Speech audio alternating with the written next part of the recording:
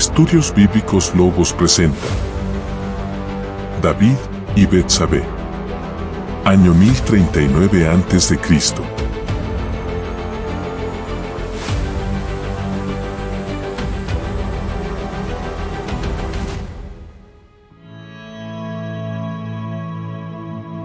En el año 1039 a.C., unos meses, o quizás un año después de aquella humillación hecha por Hanún a los mensajeros de David, fue el tiempo suficiente para que David quisiera ponerle la mano encima a Amón.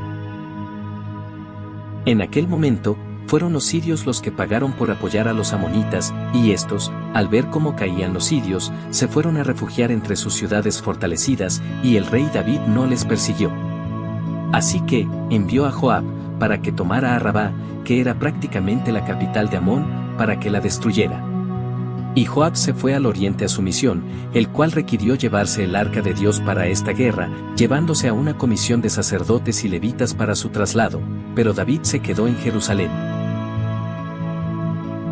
Rabá estaba situada a unos 37 kilómetros al este del río Jordán, y la tarea de tomarla no era tan sencilla. Era una ciudad amurallada, y no era igual tener una batalla campal que tomar una fortaleza protegida con arqueros y hombres que podrían tirar sus lanzas desde las alturas. Así que llevaría su tiempo. Dice la Biblia, que David, una tarde, mientras se paseaba por el terrado de su casa, observó a una mujer que se estaba bañando, y no pudo evitar seguir mirando desde la altura donde se encontraba.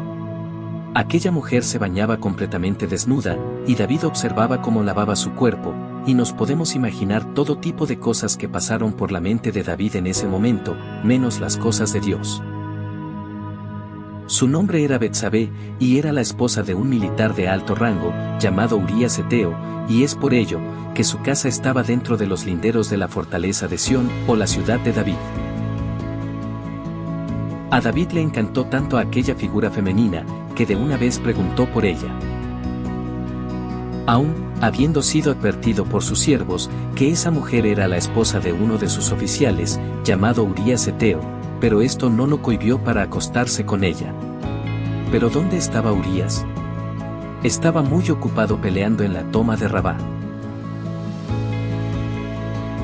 La Biblia no dice que Betsabé haya puesto alguna resistencia, pero tuvo la precaución de purificarse antes de irse a su casa. David era un hombre que le encantaban mucho las mujeres, y hay quienes todavía creen que tuvo romances hasta con hombres.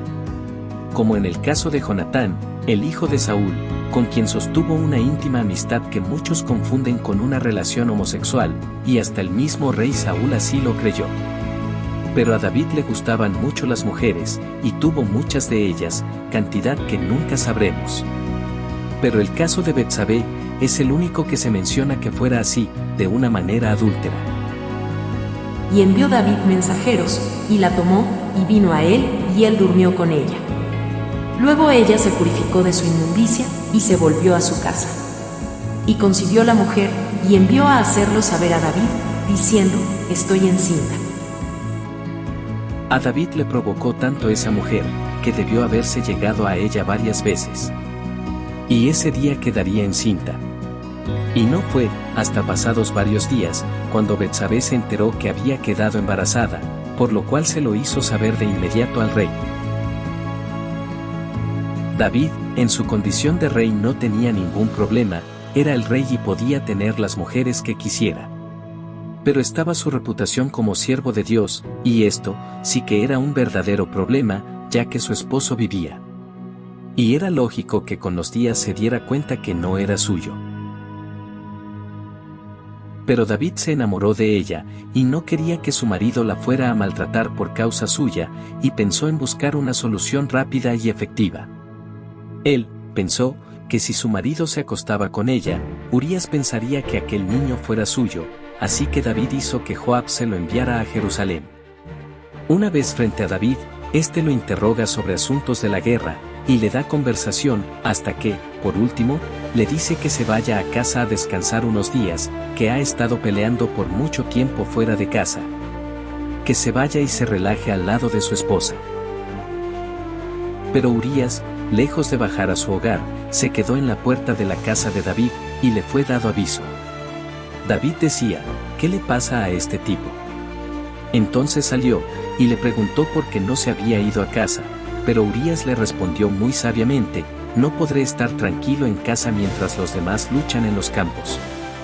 David entonces le permitió quedarse esa noche, y al día siguiente le dio bastante vino para embriagarlo, y así hacerlo descender a su casa y que se acostara con su mujer. Pero en vez de irse a su casa, se fue a dormir, a uno de los cuartos para siervos de David. Al día siguiente, David pensó, si no lo quiere de esa manera, entonces, será por el lado más difícil. Y escribiendo una nota para Joab, se la envió con el mismo Urías, nota que el oficial no leyó, porque si la hubiese leído se hubiera enterado de lo que allí decía. La carta decía, que fuera puesto al frente de la batalla, donde se peleara más recio, y que hicieran lo posible para que pereciera por una de las flechas, o lanzas de los hijos de Amón. Joab sabía que no estaba fácil lo que David le pedía. Para que eso ocurriera tendrían que llegar muy cerca de los muros de la ciudad, y no solo Urías moriría, sino que muchos hombres también caerían a manos de los arqueros y lanceros. Era una maniobra muy riesgosa, pero por el rey, habría que hacerlo. Y así sucedió, murió Urías y muchos hombres. Joab sabía, que al llegarle la noticia de las bajas al rey David, éste se enojaría tanto, por haberse acercado a los muros. Los hebreos tenían un paradigma sobre no acercarse a los muros de una ciudad fortificada, ya que tenían la experiencia de lo que le había pasado a Abimelec, hijo de Gedeón. Hacían 178 años, Abimelec quiso tomar la ciudad fortificada de Tebes y se acercó al muro. Pero una mujer, desde una torre, dejó caer una rueda de molino sobre su cabeza, destrozándole el cráneo. Así que Joab le dijo al mensajero, es seguro que el rey se enojará cuando escuche de las bajas, pero, cuando eso suceda, solo dile, que también Urías Heteo había muerto. David lo tomó con calma, y envió mensaje a Joab diciendo, que no se sintiera mal por eso, que siguiera insistiendo hasta tomar a la ciudad por completo, que no desistiera. Es bueno hacer hincapié, que este extracto de la historia, donde se relata la manera de cómo el rey David conoció a Betsabé, es totalmente ignorado por los cronistas de Judá. En el primer libro de Crónicas, apenas se hace mención de la toma de Rabá por parte de David, pero pasa por desapercibido, el pecado cometido por David ante Urías Heteo, y principalmente ante Dios. Mientras continuaba el asedio a Rabá, le tocó a Betsabé hacer luto por Urías, su esposo caído en batalla. Ahora bien, los hebreos tienen 3 tipos de duelo.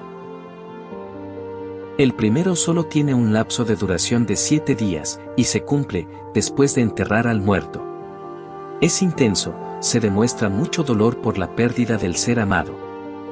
El segundo duelo, tiene una duración de 30 días, donde los dolientes evitan en todo lo posible del goce de fiestas o reuniones. Y por último, el luto de 1 año, que se lleva con menos intensidad, y solo se debe cumplir con algunas ceremonias y recordatorios del ser querido. La Biblia dice, que David tomó por mujer a Betsabé, luego que ésta ya había cumplido su luto. Pero, ¿cuál de los 3? Suponemos que fue el de los 30 días. Es difícil, que David se fuera a esperar hasta 1 año para estar con Betsabé. Así que, lo más lógico, es que David, luego de los 30 días, la haya tomado por mujer. Esto desencadenó una ola de rumores y malos comentarios en toda la ciudad, sobre lo que David había hecho, y las críticas llovieron por doquier, estando David en ojo del huracán por mucho tiempo. Joab seguía combatiendo en Rabá, hasta que por fin entró a la ciudad. Y cuando ya la tenía sitiada, envió mensajes al rey, para que se llegara hasta el sitio, ya que él no quería llevarse el mérito, sino que fuera David mismo, quien la tomara. Entonces David, junto con su ejército tomó a Rabá, y él mismo, le quitó la corona al rey Anún. Y tomó David la corona de encima de la cabeza del rey de Rabá, y la halló de peso de 1 talento de oro, y había en ella piedras preciosas, y fue puesta sobre la cabeza de David. Además de esto, sacó de la ciudad muy grande botín. Algo que nos llama sumamente la atención es acerca del peso de la corona del rey de Rabá. Dice específicamente el cronista que fue su peso de 1 talento de oro. O sea, que estamos hablando de 33 kilogramos de oro. Nos preguntamos, ¿puede una cabeza humana soportar tanto peso? En mi opinión personal, creo que hubo una exageración a la hora de describir el peso real de esa corona, ya que es casi imposible que un individuo pueda soportar tanto peso en su cabeza, sin causarle algún daño a su cuello. La pesadísima corona fue colocada en la cabeza de David, como presumiendo, aquí el único rey soy yo.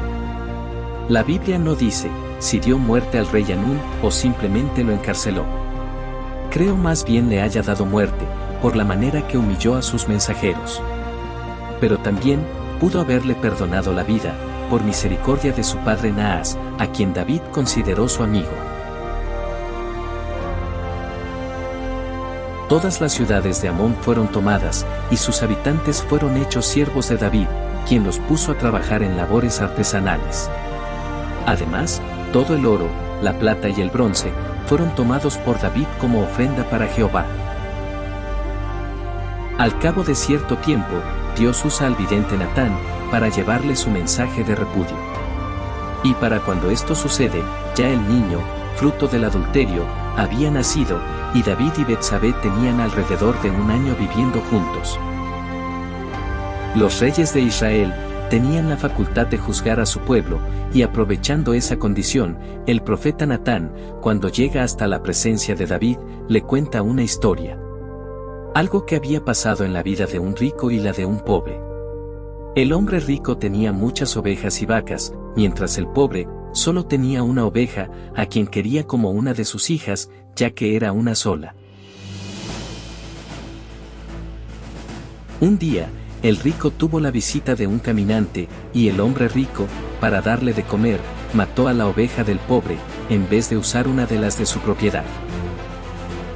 David interrumpió el relato, diciendo que eso era una barbaridad, y que esa persona debería ser muerto por falta de misericordia, y que su oveja tenía que ser repuesta por 4 ovejas inmediatamente. Válgame Dios, como hay gente inmisericordia en estos días. Dijo David. Pero Natán le mira a los ojos y le dice, ese hombre rico eres tú. Porque has hecho lo malo delante de los ojos de Jehová, que te ha dado todo, nada te ha faltado, te dio los reinos, mujeres todas las que quisiste, hasta esta casa te hizo. Pero no te bastó con todo eso, y mandaste a matar al pobre Urías en manos de los amonitas, para quedarte con su mujer. David quedó sin palabras, pensaba que Jehová se le había olvidado este hecho.